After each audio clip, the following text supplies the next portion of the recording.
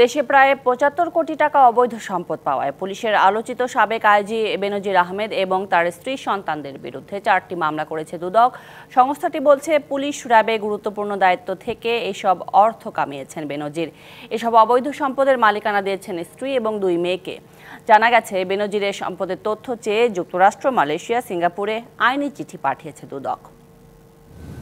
RAB মহাপরিচালক, পরে পুলিশের আইজি, আইনশৃঙ্খলা বাহিনীর বিভিন্ন গুরুত্বপূর্ণ পদে ছিলেন বেনজির আহমেদ।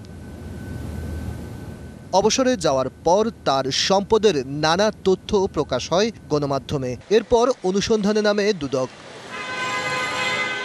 ৬ মাসের বেশি সময় অনুসন্ধানের পর রবিবার বেনজির আহমেদ, তার স্ত্রী এবং ২ মেয়ের বিরুদ্ধে প্রায় ৭৫ কোটি টাকা অবৈধ সম্পদ এবং সম্পদের তথ্য গোপন করায় মামলা করেন দুদকের উপপরিচালক হাফিজুল ইসলাম এবং জয়নাল আবেদিন। শিয়া বাটার ও ভিটামিন ই সমৃদ্ধ lily glam beauty soap. Lily, always beautiful.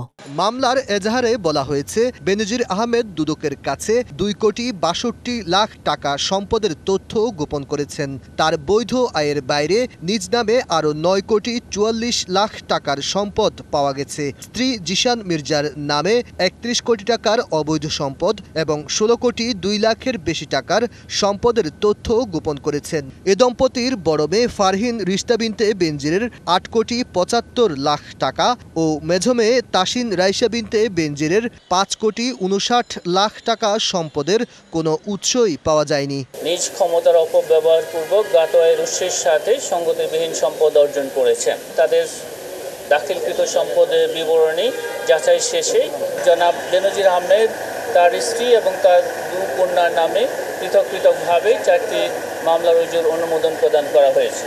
দেশের সম্পদের পাশাপাশি বেনজিরের বিদেশের সম্পদও খতিয়ে দেখা হচ্ছে। আরও তথ্যাদি স্থাবর অস্থাবর সম্পদের দেশে এবং বিদেশে সে তথ্য পাওয়া সাপেক্ষে পরবর্তীতে আমরা এই মামলার সাথে সেই সম্পদ অন্তর্ভুক্ত হবে। বেনজির আহমেদ এখন কোন দেশে আছেন তার সুনির্দিষ্ট তথ্য নেই দুদকের কাছে। তবে যুক্তরাষ্ট্র, মালয়েশিয়া, সিঙ্গাপুর সহ ৫টি দেশে তার সম্পদের তথ্য চেয়ে আইনি চিঠি দিয়েছে দুদক। Aditya Rafat, DBC news, Dhaka.